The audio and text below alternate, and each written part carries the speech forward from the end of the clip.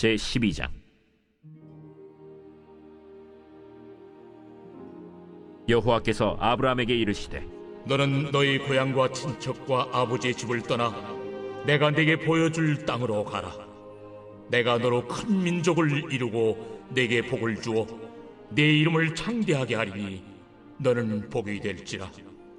너를 축복하는 자에게는 내가 복을 내리고 너를 저주하는 자에게는 내가 저주하리니 땅의 모든 족속이 너로 말미암아 복을 얻을 것이라. 이에 아브람이 여호와의 말씀을 따라갔고 롯도 그와 함께 갔으며 아브람이 하란을 떠날 때에 75세였더라. 아브람이 그의 아내 사레와 조카 롯과 하란에서 모은 모든 소유와 얻은 사람들을 이끌고 가나안 땅으로 가려고 떠나서 마침내 가나안 땅에 들어갔더라. 아브람이 그 땅을 지나 세겜 땅 모래 상수리 나무에 이르니 그때 가나안 사람이 그 땅에 거주하였더라. 여호와께서 아브람에게 나타나 이르시되 내가 이 땅을 내 자손에게 주리라. 자기에게 나타나신 여호와께 그가 그곳에서 제단을 쌓고 거기서 베델 동쪽 산으로 옮겨 장막을 치니 서쪽은 베델이요 동쪽은 아이라. 그가 그곳에서 여호와께 제단을 쌓고 여호와의 이름을 부르더니 점점 남방으로 옮겨갔더라. 그 땅에 기근이 들었으므로 아브람이 애굽에 거류하려고 그리로 내려갔으니 이는 그 땅에 기근이 심하였음이라. 그가 애굽에 가까이 이르렀을 때 그의 아내 사레에게 말하되 내가 알기에 그대는 아리따운 여인이라. 애굽 사람이 그대를 볼 때에 이르기를 이는 그의 아내라 하여 나는 죽이고 그대는 살리리니 원하건대 그대는 나의 누이라 하라. 그러면 내가 그대로 말미암아 안전하고 내 목숨이 그대로 말미암아 보존되리라. 아브람이 애굽에 이르렀을 때 애굽 사람들이 그 여인이 심히 아리따움을 보았고 바로의 고관들도 그를 보고 바로 앞에서 칭찬하므로 그 여인을 바로의 궁으로 이끌어들인지라. 이에 바로가 그로 말미암아 아브람을 후대하므로 아브람이 양과 소와 노비와 암수 나귀와 낙타를 얻었더라. 여호와께서 아브람의 아내 사레의 일로 바로와 그 집에 큰 재앙을 내리신지라. 바로가 아브람을 불러서 이르되 내가 어찌하여 나에게 이렇게 행하였느냐? 내가 어찌하여 그를 내 아내라고 내게 말하지 아니하였느냐? 내가 어찌 그를 누이라 하여 내가 그를 데려다가 아내를 삼게 하였느냐? 내 아내가 여기 있으니 이제 데려가라. 바로가 사람들에게 그의 일을 명하매 그들이 그와 함께 그의 아내와 그의 모든 소유를 보내었더라.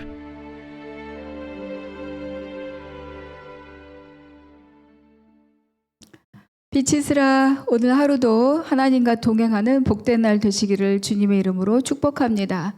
하나님과 동행하려면 어떻게 할까요? 네, 자기를 부인하는 수밖에 없습니다. 네, 오늘 우리가 함께 나눌 말씀은 창세기 12장입니다. 자, 1장부터 11장까지의 내용이 다 뭐냐? 이제 11장까지 어제 다 살펴보았지 않습니까? 창조로부터 시작되는데 특별히 창조 이후에 어디를 중심으로 보느냐는 조금 달라질 수 있지만 이제 인류의 역사가 기록되어 있다, 이렇게 볼 수 있습니다. 그러니까 아담에서 데라까지, 그리고 또 11장 끝에 이제 이 아브람에 대한 이야기가 예고편처럼 짧게 이제 등장을 했죠. 그러니까 11장까지 내용을 여러 가지로 우리가 살펴볼 수 있지만 또 인류의 시작을 중심으로 살펴본다면 1장부터 11장을 크게 두 단락으로 우리가 볼 수 있습니다. 첫 번째는 뭐냐면 창조, 그리고 아담에게 주시는 하나님의 복입니다. 근데 이거는 어때요? 아담에게 주신 복, 아담을 창조하시고 사람을 창조하시고 그들에게 복을 주셨다, 이렇게 시작을 했는데 이것이 이제 이 아담의 범죄로부터 시작돼서 그 후손들로 인해 죄가 번성하죠. 그래서 이거는 뭐로 끝납니까? 홍수 심판으로 일단락이 됩니다. 자, 그 다음에 두 번째 단락은 뭐냐? 창세기 9장부터 이제 재창조가 시작이 되는 거죠. 홍수로 다 끝난 그 자리에 홍수에서 살아남은 하나님을 살려주신 생명들이 있지 않습니까? 그래서 두 번째는 재창조의 시간. 그래서 노아를 부르시고 노아에게 다시 주시는 하나님의 복. 그런데 이것도 역시 바벨탑 사건으로 인하여서 또 한 번 이제 일단락이 되는 거죠.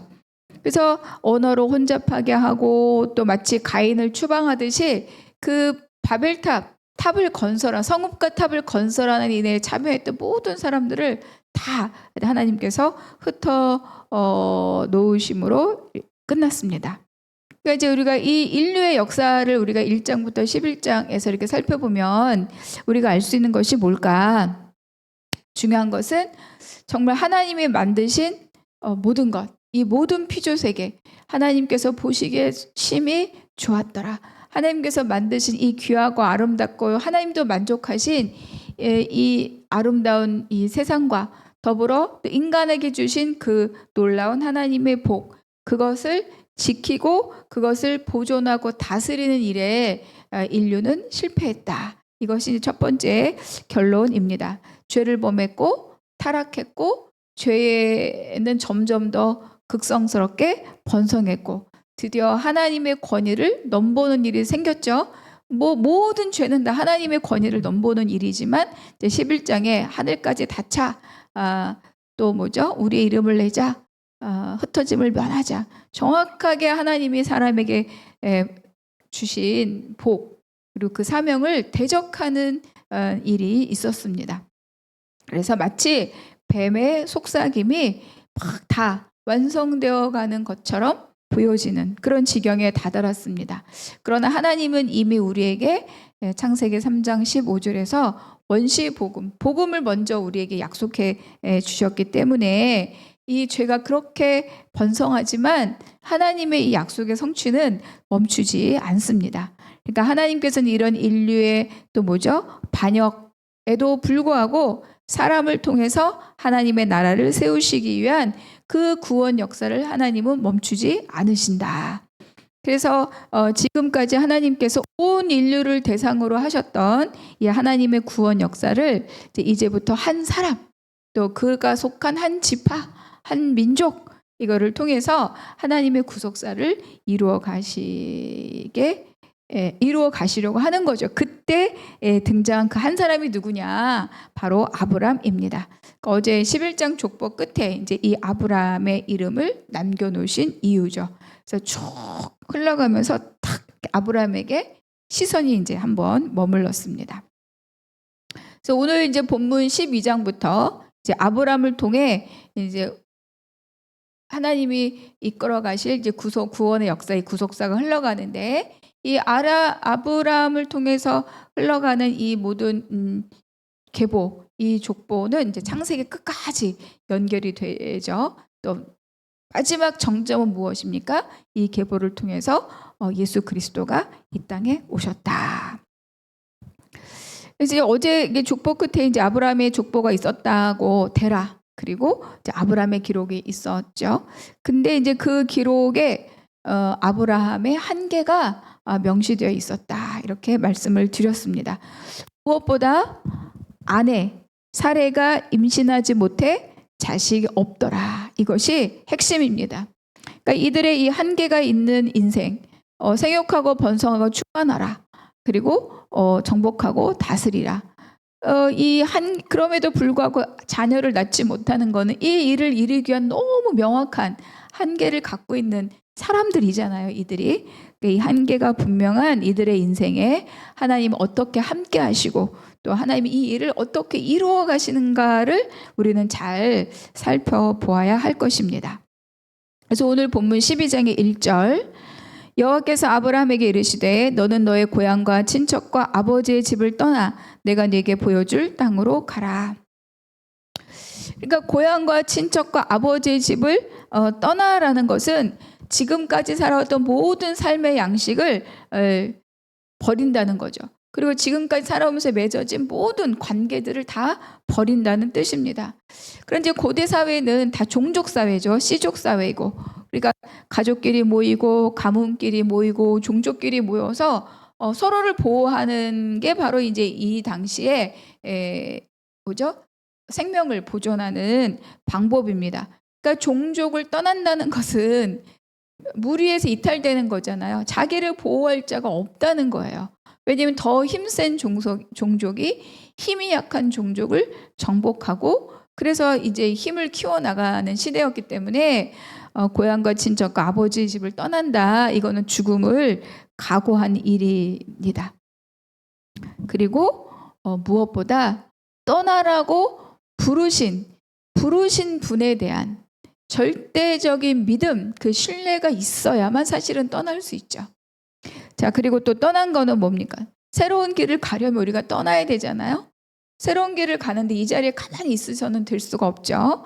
그래서 새로운 길을 가려면 떠나야 되죠. 우리는 죄의 자리를 떠나야 되고 익숙한 자리를 떠나야 되고 또 내가 생각하고 내가 쌓아놓았던 안전한 자리를 떠나야 되고 옛사람의 모습으로부터 떠나야 되고 또 떠나라고 부르신 그분에 대한 신뢰를 가져야 되고 그러니까 이제 아브라함이 이렇게 지금 부르심을 받았습니다.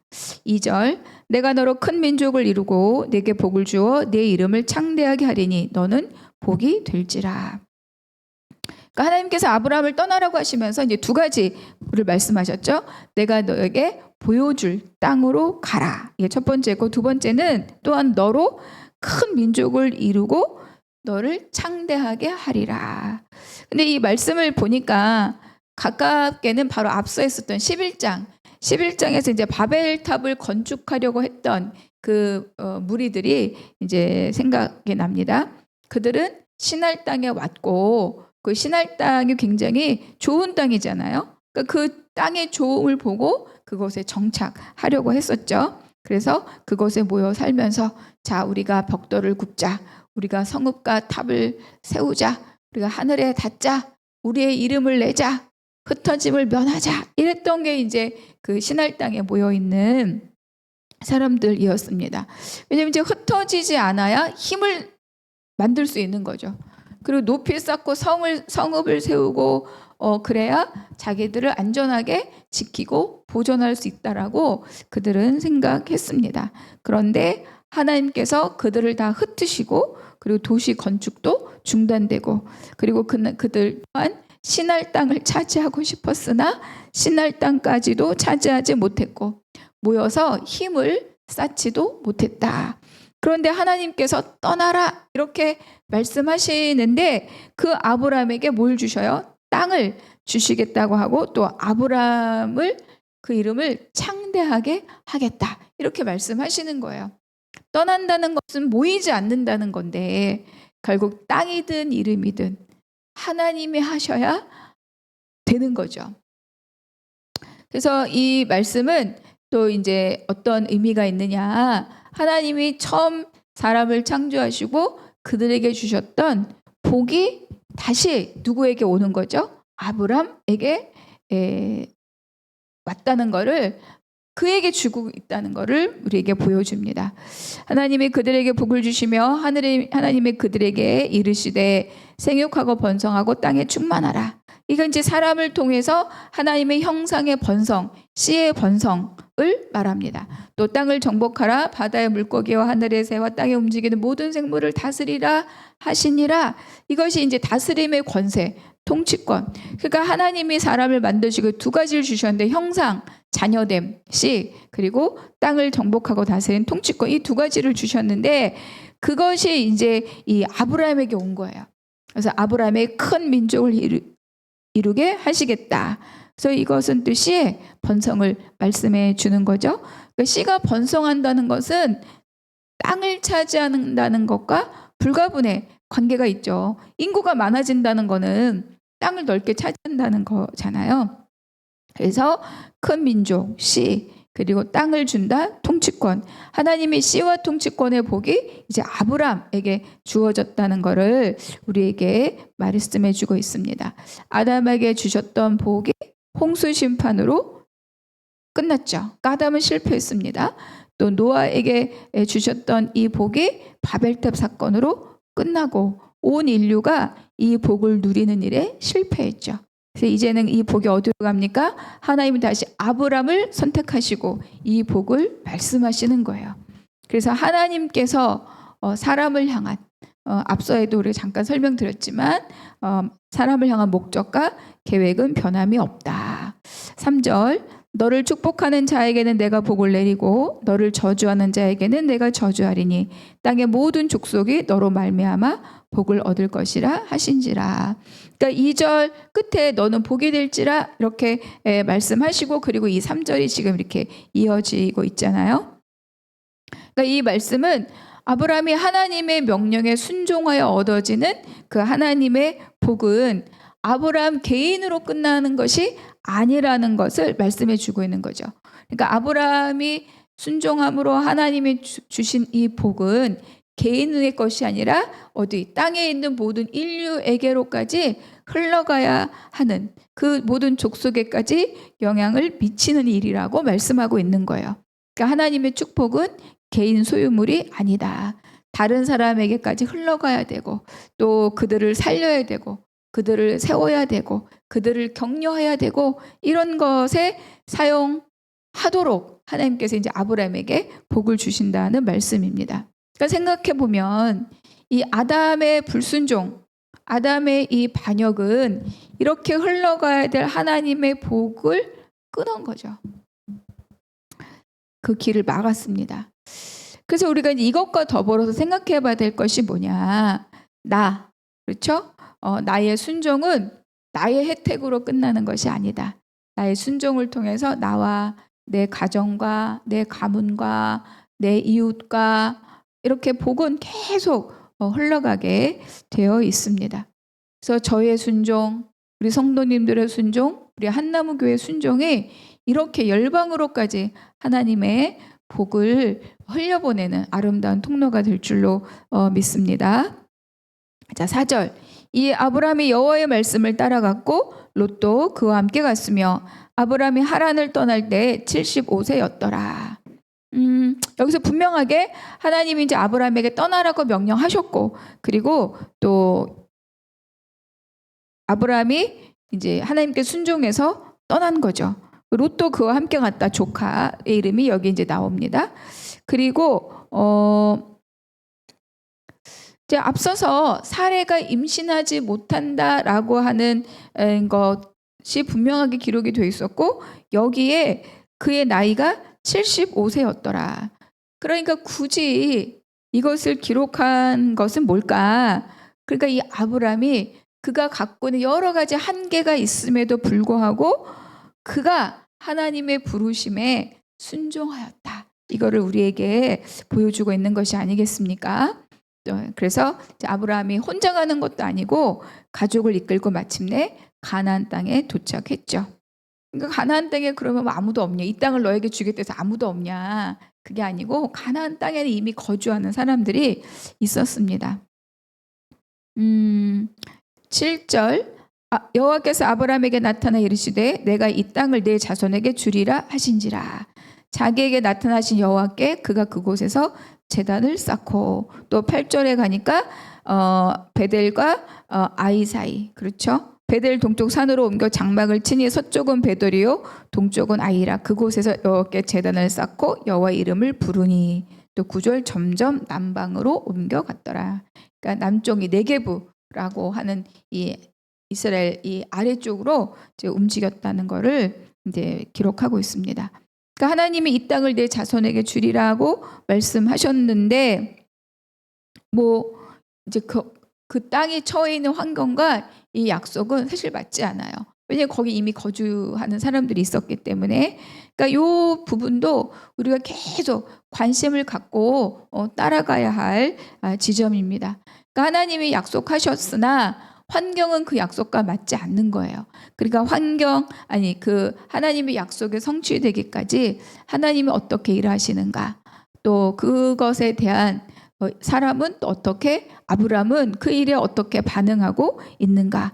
또 그리고 당장 눈에 보이진 않지만 아브라함은 지금 거주자가 있음에도 불구하고 하나님 주신 이 약속을 붙들었죠. 그곳에서 제단을 쌓았다. 또 제단을 쌓았다. 장막을 옮기고도 제단을 쌓고 여호와 이름을 불렀다. 그러니까 이 제단을 쌓는다는 것은 아주 쉽게 하나님께 감사하는 거죠. 감사하고 또 예배하고 그리고 또 이곳에서 제단을 쌓고 여호와의 이름을 부른다는 것은 지금 우리가 이곳이 하나님의 땅이라는 것을 선포하는 거예요. 그 영적 정복이죠. 그리고 이제 무엇보다 아브라함이 가는 곳마다 하나님께 제단을 쌓았다. 그러니까 그가 모든 삶의 자리에서, 모든 일상에서 하나님을 기억하고 예배하는 자였다. 이거를 우리에게 가르쳐주고 있습니다. 12장 이 후반부의 말씀은 이제 내일 조금 더 연결해서 같이 살펴보도록 하겠습니다. 오늘 이제 11장에 이어서 이 12장에 어떤 의미가 있는가를 우리가 한번 살펴보았고, 또 이제 아브라함에 대한 말씀을 나누었습니다. 그래서 오늘 이 본문 중에서 하나님 나에게 주신 그 한 구절 또 묵상하고 기도하시기 바랍니다. 자, 두 번째는 떠나는 것은 이제 장소적인 의미만 있는 것이 아니라 우리가 죄로부터 떠나야 되는 거예요. 우리가 복음으로 살려면 가장 첫 번째 뭐예요? 죄로부터 떠나는 것이 우리가 가장 먼저 해야 될 일입니다. 그 죄가 뭐냐? 앞에는 본문에서도 많이 여러 번 말씀드렸는데, 죄는 내가 하나님이 되려고 하는 그 욕망, 그것이 바로 죄의 시작인 거죠. 그렇다면 나에게 가장 큰 죄의 영역은 과연 무엇인가 한번 좀 찾아보시기 바랍니다. 그리고 이제 아브라함은 떠남으로 순종했잖아요.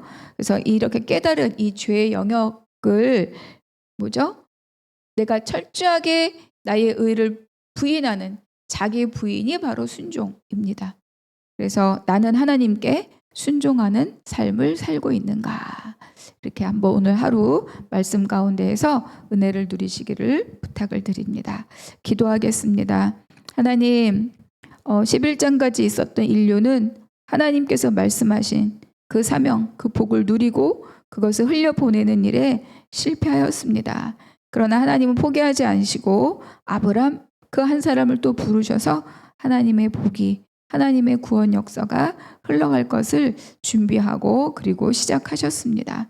하나님, 우리의 인생도 하나님의 그 구원 역사에 쓰임받기를 소망합니다. 나의 믿음의 고백이 또 나 하나로 끝나는 것이 아니라 내 가정과 내 가문과 이웃과 열방에까지 흘러가는 통로가 되기를 소망합니다.